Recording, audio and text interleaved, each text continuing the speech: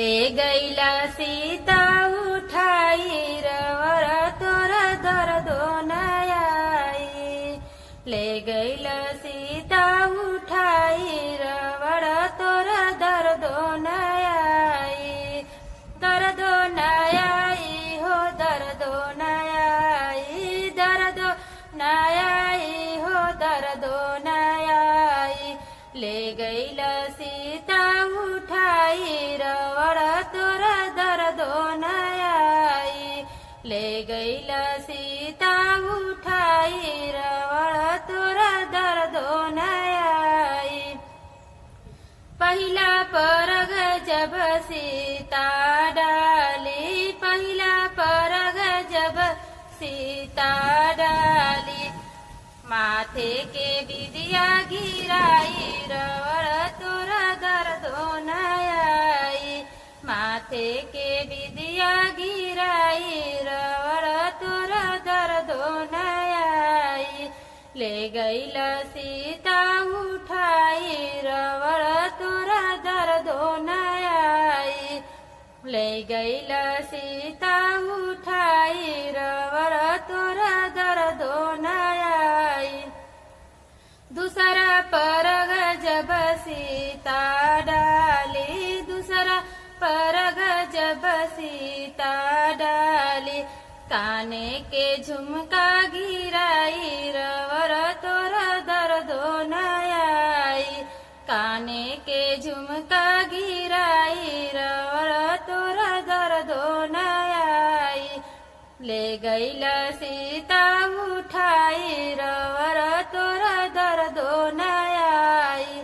ले गईला सीता उठाई रवर तोर दर्दो नयाई। तीसरा परग जब सीता डाली। तीसरा परग जब सीता डाली। हाथे के कंगना गिराई रवर तोर दर्दो नयाई। हाथे के चूड़िया गिराई रवर तोर दर्दो नयाई। ले गईला सीता उठाई रवर तोर दर्दो नयाई। ले गईला सीता उठाई रवर तोर दर्दो नयाई। चौथा परग जब सीता डाली। चौथा परग जब सीता डाली। आचर के चौथा परग जब सीता डाली। चौथा परग जब सीता डाली। आचल के चीरा गिराई रवर तोर दर्दो नयाई। आचल के चीरा गिराई रवर तोर दर्दो नयाई। ले गईला सीता उठाई रवर तोर दर्दो नयाई। ले गईला सीता उठाई रवर तोर दर्दो नयाई। पांचवा परग जब सीता डाली। पांचवा परग जब सीता डाली। गोड़े के पायल गिराई रवर तोर दर्दो नयाई। गोड़े के मीना गिराई रवर तोर दर्दो नयाई।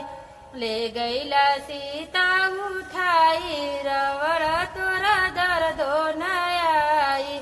ले गईला सीता उठाई रवर तोर दर्दो नयाई। दर्दो नयाई हो दर्दो नयाई।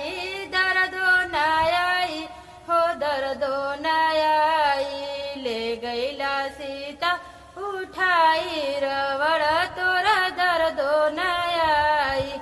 ले गईला सीता उठाई रवर तोर दर्दो नयाई।